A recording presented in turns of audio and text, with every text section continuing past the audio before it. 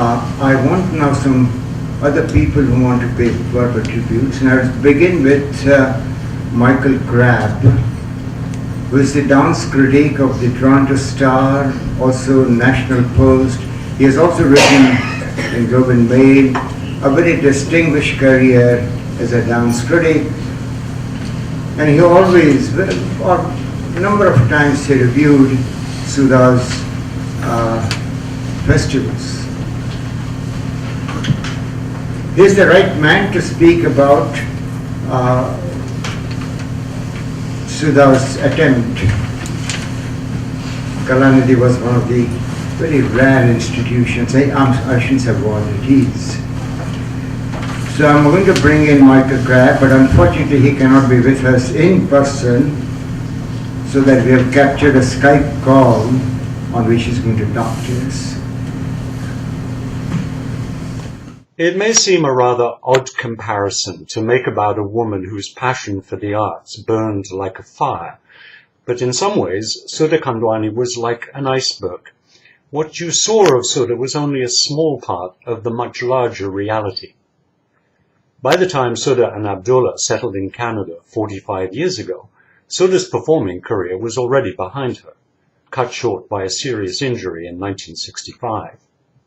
Sudha's work here in Canada was not so much conducted on a public stage, but behind a camera lens, or later organizing and curating groundbreaking festivals and symposia, or advising and mentoring emerging artists, advocating constantly for the recognition of Indian dance as a living, breathing art form linking past, present, and future.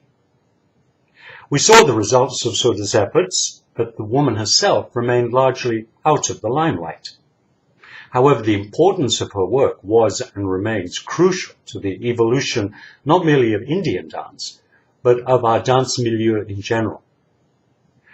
By championing the legitimate right of Indian classical dance to be recognized in Canada as a major art form, Sudha helped move it from the margin of public consciousness. Sudha did not so much steer Indian dance into the mainstream as encourage the mainstream to widen its embrace.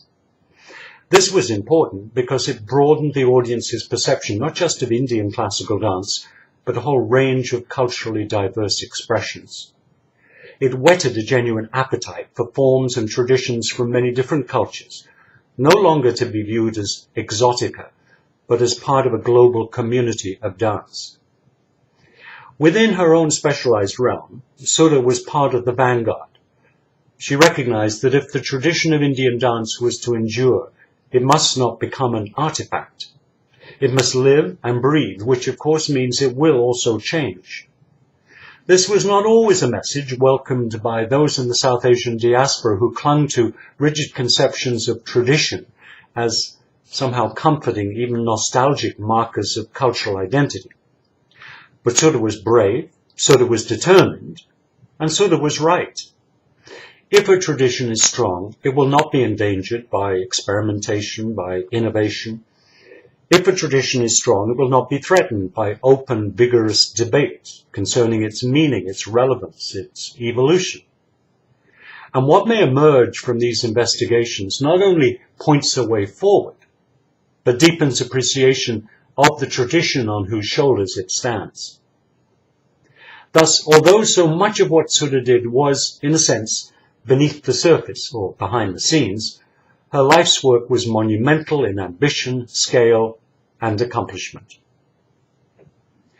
For those closest to Sudha, family, personal friends, this is inevitably a time of great sadness. A bright light has gone out. A great heart has ceased to beat.